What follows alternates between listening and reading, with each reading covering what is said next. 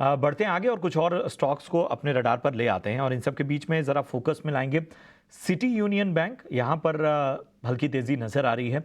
Karur Vysya bank, यहाँ पर भी तेज़ी नज़र आ रही है और पीएनबी को भी अपने रडार पे लाएंगे, हालांकि पीएनबी पर दबाव इस वक्त बना हुआ है। रवि, ज़रा राय दीजिए, करूर वैश्य बैंक, इसके अलावा सिटी यूनियन बैंक और साथ ही साथ पीएनबी पर भी रणनीति सुझाइए। देखिए, सबसे पहले करूर वैश्य बैंक की बात करें। एक समय 186 का लेवल चल रहा है और प्रशांत जी, अगर देखा जाए तो जो आपने इन तीनों स्टॉक्स में बात करी है उनमें सबसे अच्छा स्टॉक जो है वो करूर वैश्य बैंक की है और इसका अपवर्ड मोमेंटम अभी निकलेगा तो आपको 200 के आसपास के लक्ष्य देखने को मिल सकते हैं। तो थोड़ा सा लंबा नजरिया रखिए। शॉर्ट टर्म में ट्रेडिंग अगर आप कर रहे हैं तो ये स्टॉक्स आपके लिए तीनों नहीं है, लेकिन अगर आप इमीडिएट बेसिस पे आप ले पोजीशन एक्युमुलेट करना चाहते हैं, थोड़ा लंबा नजरिया रखते हैं, जैसे 186 चल रहा है, स्टॉप लॉस यहाँ पर 178 का रख के अप साइड में मोमेंटम अगर देखते हैं तो 200-205 रुपए तक का लक्ष्य आपको देखने को मिल सकता है और उन लेवल्स तक बहुत आसानी से आएगा। ऐसा नहीं है कि यहाँ पर थोड़ा सा आपको मार्केट में प्रेशर दिख रहा है तो रुकता हुआ जाएगा, लेकिन अगर मोमेंटरी तेज हुआ तो वापस आपको तेजी की तरफ ट्रेंड दिखाई देगा। पीएनबी में भी थोड़ा वेट एंड वॉच की पॉलिसी रखनी चाहिए। अगर आप प्रॉफिट में है तो चाहे तो थोड़ा सा यहाँ पर प्रॉफिट बुक कर सकते हैं, क्योंकि मुझे ऐसा लगता है कि 122 के लेवल जो अभी यहाँ पर करंट देखने को मिल रहे हैं ये थोड़ा सा नीचे साइड पे आएंगे और नीचे का मतलब है कि कम से कम 112 110 के आसपास के लेवल दिखा सकते हैं और उन लेवल्स पर आता है तो शायद ज्यादा अट्रैक्शन दिखाई देगा, वापस रिवर्सल यहाँ पर बनता हुआ नजर आएगा। लेकिन तब तक अभी आपको थोड़ा सा यहाँ पर डिस्टेंस बनाकर रखना है, वेट एंड वॉच की पॉलिसी रखिए, अभी ज्यादा अग्रेसिव तरीके से एंट्री नहीं करनी। तीसरा स्टॉक आपने बोला सिटी यूनियन बैंक। देखिए, ओवरऑल अगर देखा जाए तो सिटी में मोमेंटम पहले बहुत तेजी से गेन किया और इन लेवल्स पर थोड़ा कंसोलिडेशन देखने को मिल रहा है, लेकिन अच्छी बात यह है कि जो जिन लेवल्स पर ट्रेड हो रहा है ये लेवल काफी अट्रैक्शन है, यानी 136 से 130 के बीच में आप स्टॉक को अगर आप 6 महीने का नजरिया रखते हैं, 8 महीने का नजरिया रखते हैं तो बिल्कुल यहाँ पर एकुमुलेट कर सकते हैं। लॉन्ग टर्म स्टॉप लॉस अगर देखते हैं तो 125 का और टारगेट देखते हैं तो 160 के टारगेट आपको यहाँ पर लॉन्ग टर्म देखने को मिल सकते हैं। तो कुछ ऐसे मिड कैप बैंक्स हैं या फिर ये कहें कि इनको लॉन्ग रखने की जरूरत है, इनमें बहुत ज्यादा पैनिक होने की जरूरत नहीं है। इनफैक्ट अगर आप 100 रुपए के नीचे में अगर आप बैंक देख रहे हैं तो मैं यहाँ पर प्रशांत जी दो एक बैंक और ऐड करूंगा, जैसे पीएसबी है 60-62 के पास है, ये भी एक अट्रैक्शन दे रहा है और साथ ही सेंट्रल बैंक है जो कि यहाँ पर अभी आपको थोड़ा सा और मोमेंटम दे सकता है। तो मुझे लगता है इनको आप काउंटर पे बाय पे रख सकते हैं और इनमें शॉर्ट टर्म ट्रेड मत करिए, थोड़ा लंबा नजरिया रखिए, बेहतर मुनाफा मिलेगा। स्टॉक्स को अपने रडार पर लेकर आते हैं और इनमें पहला स्टॉक है मझगांव डॉक। आज हम देख रहे हैं 2% से ज्यादा की तेजी मझगांव डॉक में इस वक्त नजर आ रही है। यही नहीं, इसके अलावा अगर कुछ और स्टॉक्स पर नजर डालें तो आज हम देख रहे हैं कि संवर्धना मदसन, यहां पे भी लगभग 3% की तेजी नजर आ रही है और इसके साथ ही अगर हम देखें हेवल्स इंडिया, यहां पर 5.25% की यहां पर रफ्तार नजर आ रही है। तो मझगांव डॉक, हेवल्स इंडिया और संवर्धना मदसन, इन तीनों पर रवि जरा अपनी राय दीजिए। देखिए प्रशांत जी, तीनों स्टॉक ऐसे हैं जो कि गिरते मार्केट पे संभल कर खड़े हुए हैं, बढ़ रहे हैं और लॉन्ग टर्म कहीं ना कहीं से इनमें एक अच्छा बुलिश मोमेंटम बना हुआ है। पहले मस्डॉक डॉक की बात कर ले, 2140 लेवल चल रहा है, लेकिन ये जल्दी 2350 के लेवल दिखा सकता है। तो आप उसमें ना रहें कि मार्केट में थोड़ी प्रॉफिट बुकिंग आएगी, आपको रिस्क होगा। बॉटम आउट होकर स्टॉक फ्रेश मोमेंटम की तरफ जा रहा है। स्टॉप लॉस की बात करें तो 2050 के स्टॉप लॉस से इसको कंटिन्यू यहाँ पर कर सकते हैं। दूसरे स्टॉक हैवेल्स इंडिया की बात कर लें। देखिए, इसमें भी बहुत अच्छा मोमेंटम अभी बना हुआ है। आगे चूंकि सीजन इस हिसाब से है कि आगे इसकी डिमांड और देखने को मिल सकती है। टेक्निकल चार्ट पर फ्रेश जो है वो बॉटम आउट होने के बाद स्टॉक अपवर्ड मोमेंटम में जा रहा है। 1545 करंट लेवल चल रहा है, लेकिन 1670 तक के लेवल यहाँ पर जाते हुए नजर आ सकते हैं। रिस्क रिवॉर्ड से देखें तो 1520 के स्टॉप लॉस से, करंट लेवल से भी आप बाइंग एक्युमुलेशन थोड़ी कर सकते हैं। टारगेट होगा 1650 का। तीसरे स्टॉक की बात करें तो देखिए, इसमें थोड़ा सा मोमेंटम जो आज आया है ये काफी दिनों से कंसोलिडेट कर रहा था, थोड़ा निगेटिव टेरिटरी में आपने देखा, लेकिन अब वापस अपवर्ड मोमेंटम आपको दिख रहा है। तो मुझे ऐसा लगता है कि 128 रुपए तक ये अभी मोमेंटम जाता हुआ नजर आएगा। लेकिन बाइंग के लिए दो स्टॉक्स ज्यादा अच्छे हैं, इसको आप अभी होल्ड की यहाँ पर स्ट्रैटेजी रखें और बेटर होगा 118 से 115 के बीच में बाय करें, स्टॉप लॉस 112 का लगाएं और टारगेट 128 रुपए का आपको देखने को मिल सकता है। तो तीनों स्टॉक्स प्रशांत भी बहुत अच्छे हैं, और अगर आप इस गिरते मार्केट में देख रहे हैं कि ये संभल कर खड़े हुए हैं, तो कहीं ना कहीं से ये अपनी स्ट्रेंथ यहाँ पर शो कर रहे हैं। ओके, तो ये है सलाह तीनों ही शेयरों पर आपके लिए। चलिए, अब इस बीच नीलेश जैन भी हमारे साथ मौजूद हैं। उनसे उनको भी शामिल कर लेते हैं शो पर। नीलेश जी, बहुत बहुत धन्यवाद आपका समय देने के लिए। इस आज बाजार में हम देख रहे हैं कि चौतरफा दबाव देखने को मिल रहा है, हर एक सेक्टर टूट रहा है। आईटी सुबह तक संभला हुआ था, लेकिन अब वहां पर भी गिरावट है, और मिड कैप स्मॉल कैप में भी हम देख रहे हैं कि गिरावट हावी है। ये मिड कैप और स्मॉल कैप स्टॉक्स पर क्या व्यू बन रहा है आपका? क्योंकि हमने देखा यहाँ पर रनअप भी काफी ज्यादा देखने को मिला, कहीं ना कहीं वैल्यूएशंस को लेकर भी चिंता पैदा होने लगी थी। बट आज की जो गिरावट है, मिड कैप इंडेक्स देखिए 700 अंक टूटा है, स्मॉल कैप इंडेक्स में भी अगर देखेंगे तो 1.5% की गिरावट वहां पर भी है। क्या अब चुनिंदा स्पेस, चुनिंदा स्टॉक्स आपको अट्रैक्टिव नजर आ रहे हैं इन स्तरों पर, या फिर और करेक्शन होना चाहिए? वेरी गुड आफ्टरनून पूजा। बिल्कुल ठीक कहा आपने। देखिए, करेक्शन काफी स्वाभाविक था, क्योंकि काफी शार्प रनअप हमने mid cap and small cap में देखने को मिला था।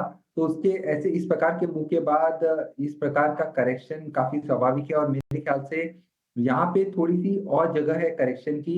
अगर हम निफ्टी मिड कैप इंडेक्स की बात करें तो 48,300 पे पहुंच चुका है, एंड 47,500 के आसपास का नेक्स्ट सपोर्ट यहाँ पे निकल के आ रहा है। तो वो लेवल एक बार फिर से टेस्ट होते हुए नजर आ सकते हैं। हो सकता है उसके बाद हमें फिर से रिकवरी देखने को मिले।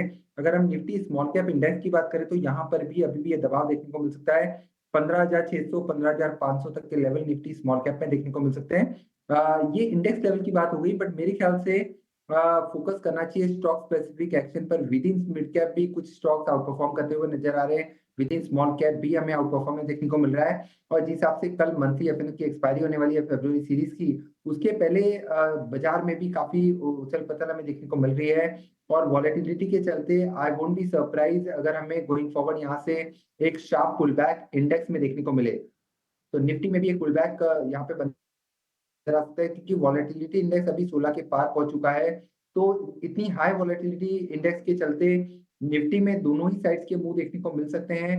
तो कल के सेशन में हो सकता है हमें यहाँ से एक शॉर्ट कवरिंग देखने को मिले, और पुल बैक एक्शन होता हुआ नजर आ सकता है 22,100 22,200 की ओर। ओके, तो ये है सलाह मिड कैप और स्मॉल कैप में। तो नीलेश जी, फिर स्टॉक्स के नाम भी बता दीजिए। मिड कैप में कौन से स्टॉक्स और कौन से सेक्टर्स आप आइडेंटिफाई कर पा रहे हैं लेने के लिए? हाँ बिल्कुल। देखिए, आज के सेशन में कुछ एक चुनिंदा स्टॉक्स में हमें काफी अच्छा पुल बैक देखने को मिल रहा है।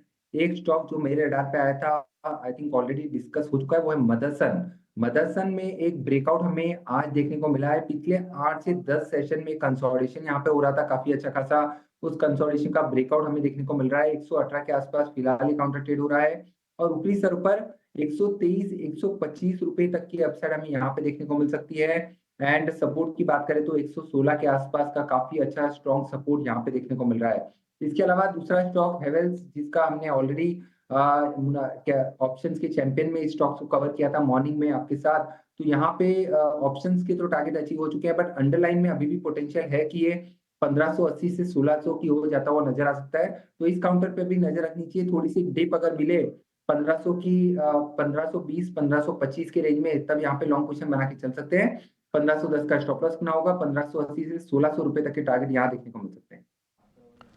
ठीक है, तो इन स्टॉक्स पर लगातार हमारे एक्सपर्ट्स का जो है वो कह सकते हैं डबल मोहर लगी है। इससे पहले रवि ने भी संवर्धना, मदरसुमी और हेवेल्स इंडिया पर बुलिश नज़रिया अपनाया था, और इन सब के बीच में अभी नीलेश ने भी इन स्टॉक्स को पसंद किया है। एक खबर आपको दिखा देते हैं। स्पाइसजेट से जुड़ी खबर आ रही है। स्पाइसजेट ने लेजर के साथ सेटलमेंट कर लिया है। 250 करोड़ का ये सेटलमेंट था सेलेस्टियल एविएशन के साथ, जो कि सेटलमेंट अब पूरा होता हुए नजर आ रहा है, या फिर पूरा हो चुका है। ओके, सेटलमेंट कर लिया है। 250 करोड़ का उनको सेटलमेंट करना था, उन्होंने कर लिया है सेलेस्टियन एविएशन के साथ। हम आपको बता दें कि एक लेजर ग्रुप है, और इस पर स्पाइसजेट का कुछ बकाया भी था, और ये सेटलमेंट हो गया है। ये एक बड़ी खबर।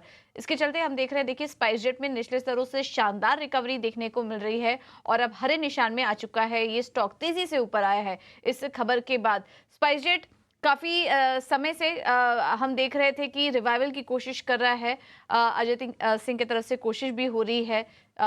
कुछ क्रेडिटर्स का पैसा वापस लौटाने की, पूंजी जुटाने की और अपने जो भी है ऑपरेशंस वहां पर भी रिवाइवल की कोशिश हो रही है स्पाइसजेट की तरफ से लगातार। और अब ये एक बड़ा डेवलपमेंट यहाँ पर कंपनी के लिए होता हुआ दिखाई दे रहा है। देखिए जैसे ही खबर आई स्टॉक में स्पाइक 1% ऊपर आ चुका है ये शेयर स्पाइसजेट का। रवि, आपसे राय लेना चाहेंगे, क्या व्यू बन रहा है ये जो खबर आ रही है उस पर, और स्पाइसजेट के स्टॉक पर फिर आप क्या सलाह देंगे आप?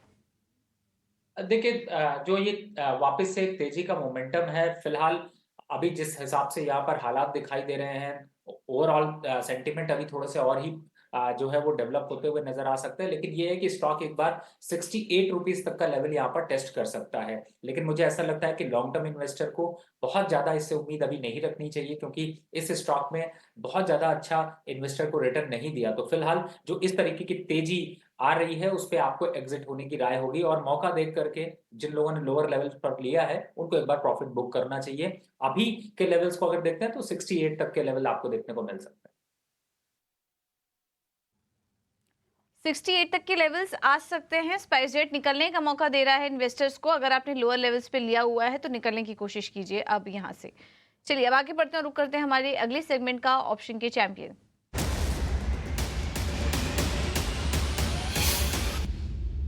ऑप्शन के चैंपियन बताने के लिए हमारे साथ स्वास्थ्य के इन्वेस्ट मार्ट के संतोष मीना जुड़ चुके हैं। Santosh ji, thank you so much समय देने के लिए 18 हाउस प्रदेश को।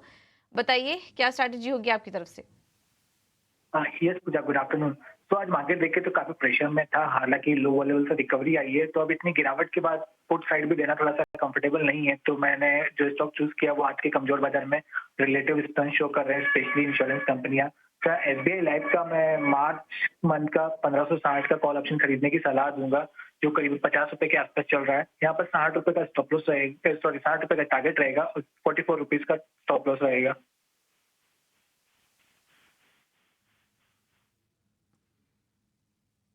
ठीक है, तो ये है सलाह एसबीआई लाइफ पर 1560 मार्च की कॉल खरीदें, 50 रुपए के आसपास है, 60 रुपए के लक्ष्य हैं और अधिकतम मुनाफा इसमें 7,500 तक का हो सकता है। इसके अलावा एक सेबी की तरफ से रिस्क डिस्क्लोजर भी चला देते हैं आपके लिए कि ऑप्शन में ट्रेड करने का अपना जोखिम है। अगर आप ट्रेड कर रहे हैं तो स्टॉप लॉसेस का ध्यान रखें, क्योंकि 10 में से 9 लोगों को इसमें नुकसान होता है। ये है सेबी की सलाह। चलिए अब आगे बढ़ेंगे और कुछ और भी स्टॉक्स पर नज़र डाल लेते हैं। और आज हम देख रहे हैं कि थायरोकेयर में उछाल है। आज के कमज़ोर बाजार में भी हम देख रहे हैं कि थायरोकेयर करीब करीब 6% की तेज़ी यहाँ पर देखने को मिल रही है। और खबर भी आई है, कंपनी ने कंपनी ने एक एक्विजिशन कर लिया जिसमें कि थिंक हेल्थ डायग्नोस्टिक के साथ कंपनी ने एक्विजिशन किया है, जिसके चलते अब ये माना जा रहा है कि थायरोकेयर की जो प्रेजेंस है वो करीब 10 शहरों में है और मेट्रो सिटीज़ में भी वो मौजूद हैं। तो इससे जो एक्सपोजर मिलेगा थायरोकेयर को वो काफ़ी फ़ायदेमंद होगा कंपनी के लिए। एक बड़ा एसेट यहाँ पर थायरोकेयर के पास होता हुआ दिखाई देगा, क्योंकि 100% सब्सिडरी जो थिंक केयर है वो थायरोकेयर की बनते हुए दिखाई देगी। खबर काफ़ी पॉजिटिव है कंपनी के लिए और इस वजह से हम देख रहे हैं कि आज के कमज़ोर बाजार में भी अच्छे खासे वॉल्यूम्स के साथ स्टॉक में कारोबार हो रहा है। करीब 7% ऊपर ये स्टॉक ट्रेड कर रहा है। नीतिलेश जी, आपसे समझना चाहेंगे थायरोकेयर मौजूदा जो लेवल्स हैं उस पर आप क्या सलाह देंगे? प्रॉफिट बुक करके जाना चाहिए या फिर और तेजी के लिए अभी बने रहें स्टॉक में? देखिए, स्टॉक में अगर हम लोग देखेंगे तो अच्छा खासा एक वीकली चार्ट के ऊपर कप एंड हैंडल पैटर्न का फॉर्मेशन बता रहा है, जो एक 715 720 एक इम्पोर्टेंट रेजिस्टेंस है। इसको अगर ये निकाल देता है ये अच्छे खासे वॉल्यूम के साथ, तो 850 880 ये लेवल से भी मार्केट क्या कर सकता है, चल सकता है। तो यहाँ पे थोड़ा सा कॉशियस रहना पड़ेगा, क्योंकि एक हायर लेवल से एक वीक लाया है। तो यहाँ पे आप 50% क्वांटिटी को बुक कर लीजिए, और अगर यहाँ से 715 720 ये लेवल्स को अगर ब्रेकआउट कर देता है तो यहाँ पे फिर से आप क्वांटिटी ऐड कर सकते हो। 20-25 रुपए एक्स्ट्रा अगर हम लोग ऊपर के साइड में लेंगे तो भी चल सकता है, क्योंकि कंफर्मेशन मिल जाएगा और बड़े टारगेट के लिए हम लोग पोजीशंस को होल्ड कर सकते हैं। तो मेरे हिसाब से यहाँ पे 50% क्वांटिटी बुक कर लेनी चाहिए, और बाकी की क्वांटिटी आप 850 के टारगेट के लिए रख सकते हैं अगर ये 720 को क्रॉस होता है, और बाकी की क्वांटिटी का स्टॉप लॉस है वो 640 के आसपास प्लान।